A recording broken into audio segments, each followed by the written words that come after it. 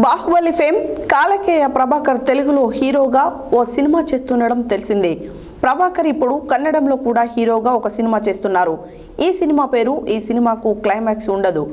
అరే సినిమాకు అన్నీ ఉంటే కూడా థియేటర్స్కు జనం వెళ్ళడం లేదు. అలాంటిది క్లైమాక్స్ లేకుండా సినిమా తీస్తే జనం ఒప్పుకుంటారా అని అడగొచ్చు. 2.5 గంటల సినిమా చూశాక మీరే ఈ సినిమాకు క్లైమాక్స్ సూచించాలని దర్శకుడి అభ్యర్థన. ఇంతకీ ఆ దర్శకుడు ఎవరో కాదు, ఇంతకుముందు రుద్రాక్షపురం సినిమా అందించిన యువ ప్రతిభాశాలి ఆర్కే గాంధీ. తాజాగా కన్నడ తెలుగులో ఏకకాలంలో ఈ సినిమాకు క్లైమాక్స్ ఉండదు అనే విచిత్రమైన టైటిల్తో అంతే సినిమా విభిన్నంగా స్క్రీన్ ప్లేతో ఈ సినిమాకు శ్రీకారం చుడుతున్నారు. బాహుబలి ఫేమ్ కాలకేయ ప్రభాకర్ తెలుగులో హీరోగా ఓ సినిమా చేస్తుండడం తెలిసిందే. ప్రభాకర్ ఇప్పుడు కన్నడంలో కూడా హీరోగా ఒక సినిమా చేస్తున్నారు.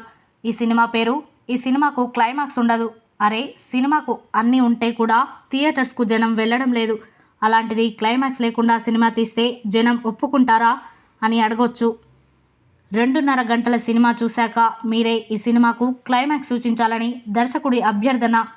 ఇంతకీ ఆ దర్శకుడు ఎవరో కాదు, ఇంతకుముందు రుద్రాక్షపురం సినిమా అందించిన యువ ప్రతిభాశాలి ఆర్కే గాంధీ. తాజాగా కన్నడ మరియు తెలుగులో ఏకకాలంలో ఈ సినిమాకు క్లైమాక్స్ ఉండదు అనే విచిత్రమైన టైటిల్తో అంతే విభిన్నమైన స్క్రీన్ ప్లేతో ఈ సినిమాకు శ్రీకారం చుడుతున్నారు.